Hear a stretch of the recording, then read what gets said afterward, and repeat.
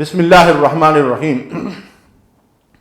قال رسول اللہ صلی اللہ علیہ وسلم کلمتان حبیبتان الی الرحمن خفیفتان علی اللسان ثقیلتان فی المیزان سبحان اللہ و بحمدہ سبحان اللہ العظیم۔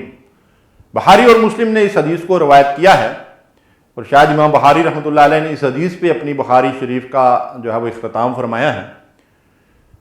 اس میں اللہ کے نبی صلی اللہ علیہ وسلم نے فرمایا کہ دو کلمات ایسے ہیں جو زبان پہ بڑے خفیف ہیں، اللہ رحمان اور رحیم کو بڑے پسند ہیں، اور میزان کے اندر ان کا بہت بڑا وزن ہوگا۔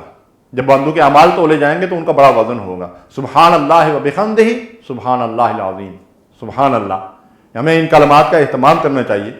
اور ایک حدیث میں آتا ہے کہ سبحان اللہ العظیم و بحمدہ جب انسان کہتا ہے تو اس کے لیے جنت میں ایک درخت لگایا جاتا ہے۔